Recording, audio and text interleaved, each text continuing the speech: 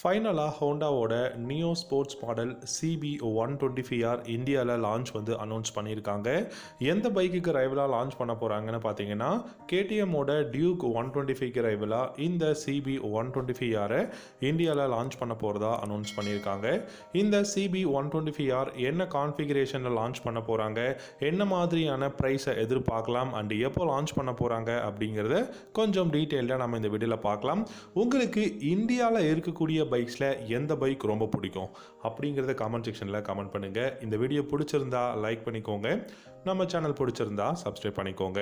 ஹோண்டாவோட next 125cc launch அப்படின்னு பார்த்தீங்கன்னா CP 125R அப்படிங்கிறத அனௌன்ஸ் பண்ணியிருக்காங்க. பட் இப்போ ரீசெண்டாக பார்த்தீங்கன்னா அவங்க 350cc அண்ட் அப்கமிங்கில் பார்த்தீங்கன்னா 400cc செக்மெண்ட் பைக்ஸை தான் வந்து கான்சன்ட்ரேட் பண்ணிட்டு இருக்காங்க. அட் த சேம் டைம் உங்களுக்கு இந்த மாதிரி நியோ ஸ்போர்ட்ஸ் மாடல் 125cc பார்த்தீங்கன்னா 125cc லான்ச் பண்ண போகிறோம் அப்படிங்கிறத வந்து சொல்லியிருக்காங்க. ஸோ அப்படி லான்ச் பண்ணும்போது உங்களுக்கு சிபி 125R இந்தியாவில் கேடிஎம்மோட டியூக் 125க்கு ரைவலாக லான்ச் பண்ண போகிறாங்க.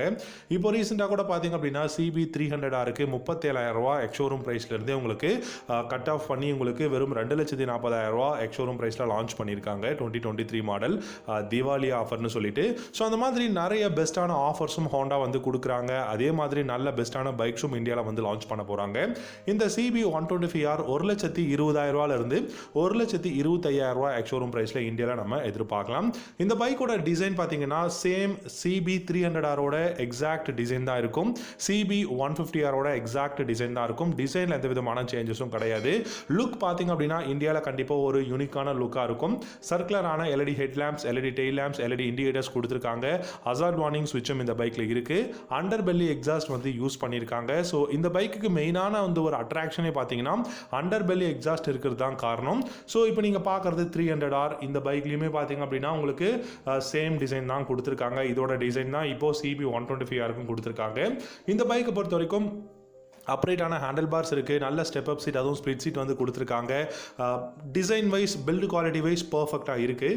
இன்ஜின் டீட்டெயில்ஸ் அப்படின்னு பார்த்தீங்கன்னா உங்களுக்கு 124.9cc single cylinder liquid cooled 4-stroke 4-valve DOHC engine வந்து யூஸ் பண்ணியிருக்காங்க. இதுதான் ரொம்பவே முக்கியமான விஷயம். 14.7 ஹார்ஸ் பவரும் 12 Nm டார்க்கும் இந்த பைக்கால் ப்ரொடியூஸ் பண்ண முடியும். 6-speed கியர் பாக்ஸும் கொடுத்துருக்காங்க. மைலேஜ் கண்டிப்பாக 45 50 km/h, டாப் ஸ்பீட் 120 km/h தாராளமாக போக முடியும். பிரேக்ஸ்னு பார்த்தீங்கன்னா ஃப்ரண்ட் அண்ட் ஏர் உங்களுக்கு சிங்கிள் டிஸ்க் பிரேக்கும் டியூவல் சேனல் ஏபிஎஸும் வந்து கொடுத்துருக்காங்க. பைக்கோட ப்ரொஃபைல் பார்க்கறதுக்கு கண்டிப்பாக நல்ல ஒரு கம்யூட்டர் பைக் மாதிரி தான் தெரியுது. ஸ்போர்ட்ஸ் மாடல் பைக், அதில் எந்த விதமான சந்தேகமும் கிடையாது. Build quality, ergonomics, engine performance எல்லாமே பெஸ்ட்டாக இருக்குது. இந்த பைக்கோட ஃப்ரண்ட் சஸ்பென்ஷன் பார்த்தீங்கன்னா உங்களுக்கு 41 mm golden colour used front ஃபோக்ஸும் ரியரில் மோனோஷாக் சஸ்பென்ஷன் இருக்குது. டிஜிட்டல் இன்ஸ்ட்ருமெண்ட் கிளஸ்டர், இந்த கிளஸ்டரில் உங்களுக்கு ப்ளூடூத் கனெக்ஷனும் கொடுக்கறதுக்கு பாசிபிலிட்டிஸ் இருக்குங்க.